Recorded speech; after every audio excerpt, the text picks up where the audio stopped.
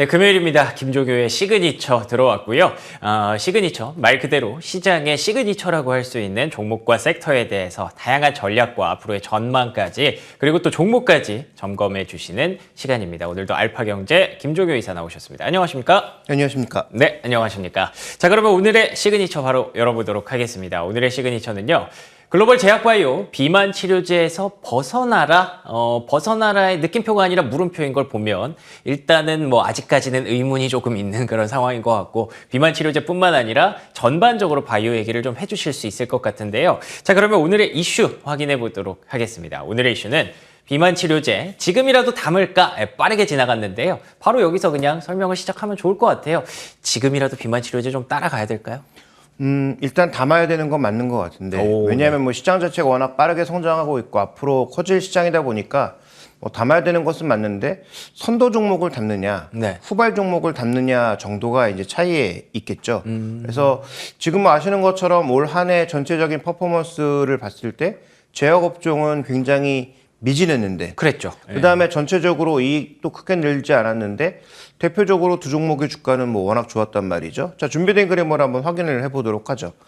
자, 트렌드를 보시면 두 가지를 볼 수가 있는데 일단 저기에서 그 녹색으로 굉장히 그림이 크게 꺾인 이쪽에 있는 게 이제 주요 제약사들의 에비타거든요. 에비타라고 하는 게 뭡니까? 회계적 처리를 거치기 이전에 순수하게 회사가 벌어들일 수 있는 돈이 에비타잖아요. 근데 에비타 같은 경우에 지금 머크처럼 일시적으로 백신에 크게 영향을 받았던 그런 기업을 제외한 나머지 기업들은 아마 에브비 정도를 제외한다면은 뭐 그렇게 크게 약진한 회사가 별로 없다라고 봐야 될 것 같습니다. 예. 그래서 지금 전체적으로 보면 화이자 같은 경우가 굉장히 큰 폭의 변화를 보였고 머크는 좀 버티는 모습이었고 그 다음에 나머지 회사들 중에서 일라릴리 같은 회사도 뭐 특별히 개선된 게 없거든요. 근데 올 한해 주가 퍼포먼스를 보면 노보노디스크와 일라이릴리의 아주 독보적인 강세, 반대로 급한 변동성을 보였던 화이자는 독보적인 약세가 나타났다라는 거죠. 그러니까 올 한해 제약업종은 별로 좋지 않았지만 비만 치료제가 전체적인 이익을 크게 개선시키지도 않았지만 그럼에도 불구하고 성장성을 보고 이 두 종목의 강세가 아주 강하게 나타났다라는 것이 가장 중요한 포인트고요.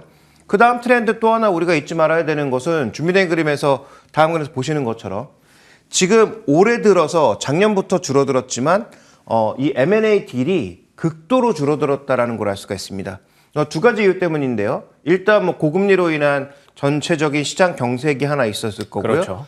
또 하나는 미국 정부의 약가 인하 정책으로 인해서 전반적으로 이들 업체들에서 뭔가 압박을 받았단 말이죠. 그래서 불과 한 2년 전만 하더라도 서로 뭐 M&A하고 사업부 뭐 조합하고 이런 것들이 거의 매일 뉴스에 넘쳐났는데 이런 소식들이 전반적으로 줄어들면서 어떤 특정 약이나 특정 분야에서 두각을 나타내는 그런 업체들이 줄어든 상황이고 그와 관련된 M&A도 줄어든 상황임을 고려해 봤을 때 올해 트렌드를 잘 읽어야 전반적인 제약바이오 업종의 투자 포인트도 찾을 수 있다. 그래서 제가 뭐 잘 아는 것도 아니고 제약바이오 전반을 훑을 수는 없겠습니다만 어쨌든 글로벌 제약바이오의 이런 트렌드를 이해하고 그 안에서 종목군들을 찾는 것이 전략적인 접근이 아닐까라고 보고 있는 것이고 그런 차원에서 본다면 올해 이만큼 올랐던 비만 치료제에 대해서도 우리가 새롭게 떠오를 수 있는 강자를 한번 찾아보는 것, 그 다음에 기존 강자에 대해서는 어느 정도의 매력을 갖고 가는 것이 좋은 것인지 한번 따져볼 필요가 있을 것 같습니다. 맞습니다. 말씀하신 대로 사실 올해 제약바이오 그다지 좋지 못했어요. 고금리에 대한 압박이 일단 첫 번째로 떠오르는데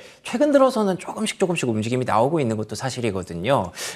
그런데 이에 반해서 노보노디스크와 일라이릴리로 대표되는 이 비만 치료제에 대해서는 어떤 시선으로 바라봐야 할지 그 포인트들을 오늘 잡아주실 것 같습니다. 그럼 비만 치료제 얘기부터 조금 더 해볼게요. 아까 말씀해 주신 대로 뭐 에비타가 그렇게 급증을 하거나 그런 것도 아니었는데 주가는 완전 급등을 했단 말이에요. 이 상황에 대해서 좀 어떻게 보세요? 네, 일단 뭐 준비된 그림으로 이것도 확인해 보도록 하죠. 자, 첫 번째 준비된 그림 보시면 일단 비만 환자의 전반적인 비율이 얼마나 빠른 속도로 성장하고 있는가. 근데 이것이 멈출 것인가 더 늘어날 것인가가 관건인데 더 늘어난다라는 거죠. 그렇겠죠. 물론 저 전망이 뭐 맞다 틀리다를 떠나서 경약성 자체에는 변하기가 어려운 것이니까 그래서 지금 나온 뭐 위고비 뭐 삭센다 이런 것들이 정말로 뭐 비만을 해결해 준다면 저게 생각보다 줄어들 수도 있겠습니다만 네네. 다만 가격 자체가 아직 워낙 높은 상황이다 보니까 예. 한 달 치료비가 뭐 보통 우리 돈으로 150만 원 이상이다 보니까 이걸 뭐 계속 맞을 수 있는 분들도 많지는 얼마나 않죠. 있을까에 대한 네. 그런 생각도 들고요. 그러니까 어쨌든 그래서 전체적으로 비만 환자가 늘다 보니 전체적으로 비만 약 시장도 이런 식의 아주 급격한 상승을 보일 거다라는 게 에비타의 개선 없이도 주가가 갈 수 있는 이유인 거죠. 그다음에 지금 이 시장은 어쨌든 노보노디스크가 선도하고 이라일릴리가 빠르게 뒤를 쫓아오는 모습을 보여줌으로써 선조업체 두 개에 대한 밸류에이션을 굉장히 프리미엄을 얹어주고 있는 상황입니다. 네. 그래서 준비된 그림은 다음 그림을 하나 더 보시면은 자 노보노디스크의 경우로 지금 봤을 때 위고비와 오젬픽이라고 하는 이 약의 비중이 점점 크게 확대될 것으로 예상이 되고 있죠. 다만 2026년부터는 정체됩니다. 왜 그렇습니까? 경쟁사들이 나오기 시작하면서 여기서부터는 추가적으로 늘어나기 어렵다고 판단하고 있는 거고요. 자, 일라일릴리 같은 경우에도 마운자로의 전반적인 흐름이 늘어날 것으로 일단 예상을 하고 있죠. 지금 위고비나 오젬픽보다는 마운자로 쪽에 추가적으로 약간 더 뭐 개선된 효과가 있다. 이런 개연성을 품으면서 전체적으로 지금 일라일릴리 전체 매출에서 마운자로가 차지하는 비중이 올해는 굉장히 낮은 수준이지만 점점 높아지고 있다. 그러니까 성장성과 수익성이 담보되는 시장에 또 빠른 성장이 담보되는 시장에서 선도업체로서의 프리미엄을 얹어준 것이 지금 주가의 그 가장 중요한 퍼포먼스라고 봐야 되는데 그러면 여기서 리스크도 바로 나올 수 있는 거죠. 결국 경쟁자들이 나오면 나올수록 그러네요. 이들의 매력도도 떨어질 수밖에 없고 약가 인하에 대한 압력도 높아질 수밖에 없기 때문에 자 이들 업체에 대해서는 뭐 여전히 투자하는 것은 좋다라고 보고 있습니다만 예. 만약에 경쟁자가 등장했을 때의 리스크도 지금부터는 동시다발적으로 고려할 때가 되었다. 그러면 투자 전략상 새롭게 이쪽에 뛰어드는 회사는 누가 있는지 한번 찾아보는 것도 의미가 있겠죠. 지금 굉장히 여러 회사들이 경쟁하고 있고 그 경쟁에서 누가 이길지는 뭐 조금 더 지켜봐야 될 것 같긴 합니다. 좋습니다. 지금 당장 뭐 비만 치료제 시장에 대해서 의구심을 갖는 건 아니고요. 시장이 확대될 것이라는 전망하에 이 두 종목이 이미 좀 많이 당겨왔기 때문에 다른 종목들을 좀 보자라는 측면에서 보시는 것 같은데 그럼 다음으로 봐야 될 뭐 섹터라든지 이런 것들이 좀 있을까요? 네, 그래서 이제 우리가 제약업종의 올해 트렌드, 내년 트렌드를 봐야 그러면 좋습니다. 비만약 뿐만 아니라 비만약에 투자하는 것도 좋지만 비만약 말고 다른 쪽에 어느 쪽에 또 트렌드를 알 수 있을까를 살펴볼 수 있는 건데요. 다음 이제 준비된 그림을 하나 보시죠. 자, 일단 이 GLP-1에 대한 관심이 굉장히 높은데 예. 이 GLP-1에 관심이 높은 이유는 이게 원래 다 아시는 것처럼 비만 치료제로 시작한 게 아니기 때문입니다. 그렇죠. 네. 원래는 이 당뇨와 관련된 연구를 하다가 보니까 이게 실제로 체중 감소에도 효과가 있네 하면서 GLP-1을 주목하게 된 거고 지금 이 그림에서 나온 것처럼 온갖 병증에 다 효과가 있을 수도 있다는 얘기가 나오고 있는 거죠. 물론 저기에 다 효과가 있을까? 이건 아무도 모르죠. 장담할 수 네. 없죠. 다만 분명히 당뇨를 연구하고 있다가 지금 비만 쪽으로 왔고 지금 그 NASH인가요? 그 비알코올성 간염 네. 뭐 이런 쪽에도 영향을 줄 수 있다는 얘기가 흘러나오고 있으니까 시장의 기대감이 자꾸 높아지고 있는 거죠. 그러니까 아까도 말씀드렸던 것처럼 이쪽에 대한 관심은 쉽게 식을 수가 없다. 물론 검증은 해야 되는 상황이긴 하지만 이쪽으로 쏠려 있는 관심에 대해서는 쉽게 바뀔 수가 없다라면 거의 모든 제약사들은 이쪽에 다 발을 담그고 있다. 그러네요. 이렇게 보실 필요가 있겠고 그러면 어느 정도 단계에 와 있는지를 살펴보는 게 하나의 트렌드라고 볼 수가 있는 거죠.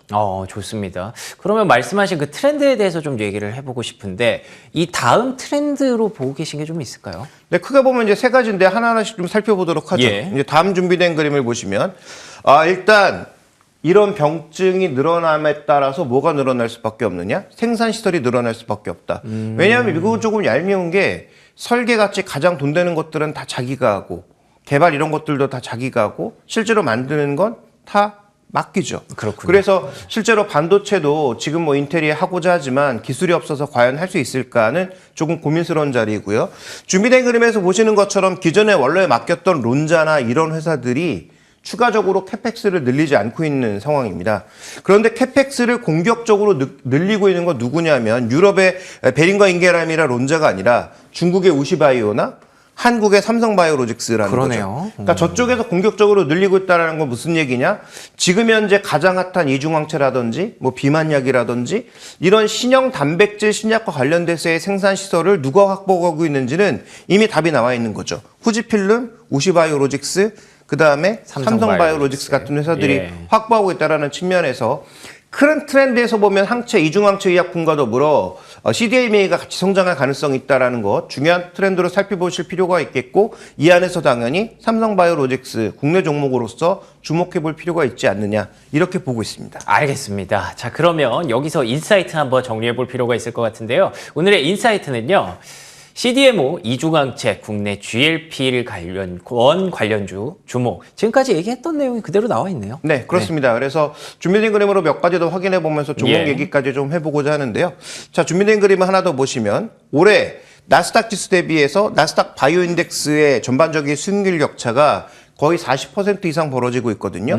그러니까 금리 떨어지면 이거 많이 올라오지 않겠느냐라고 하지만 저는 그렇지 않을 거라고 생각합니다. 왜냐하면 지금 뭐 저금리로 간다? 말도 안 되는 얘기죠. 그렇죠. 고금리가 예. 약간 둔화될 뿐입니다. 그렇죠. 그다음에 중금리는 유지될 것으로 판단하고 있기 때문에 그래서 이게 올라간다는 얘기는 아니고요. 그럼 아까 말씀드렸던 이중항체 관련주이거나 GLP-1과 관련된 연구를 하고 있거나 그다음에 CDMA와 관련되어 있는 이런 종목군들로 우리가 좀 압축해 볼 필요가 있는 거죠. 예. 그다음에 확실하게 실적이 개선될 수 있을 만한 그런 종목군들을 골라내는 것이 내년의 트렌드를 읽는 하나의 방법인 것이고 그래서 내년의 트렌드는 이중항체, CDMA, 실적 개선이라고 하는 세 가지 트렌드를 바탕으로 종목을 뽑을 필요가 있겠다. 이렇게 판단하고 있습니다. 알겠습니다. 이중항체, CDMO, 그리고 실적 개선, 또 GLP-1 이렇게 네 가지 키워드를 얘기해 주셨으니까 그 안에서 교집합을 찾다 보면 종목이 나올 것 같은데 그럼 종목 마지막으로 한번 정리해 보도록 하겠습니다. 네, 자 글로벌 쪽에서는 저는 암젠을 주목하고 있는데요. 자 이중학체 쪽에서 최근에 암젠 쪽에 좀 의미 있는 연구 성과들이 많이 나오고 있습니다. 그렇군요. 그다음에 주가도 상대적으로 많이 오르지 않았을 뿐더러 배당률도 비교적 높고 상대적인 밸류도 낮은 상황이에요. 그래서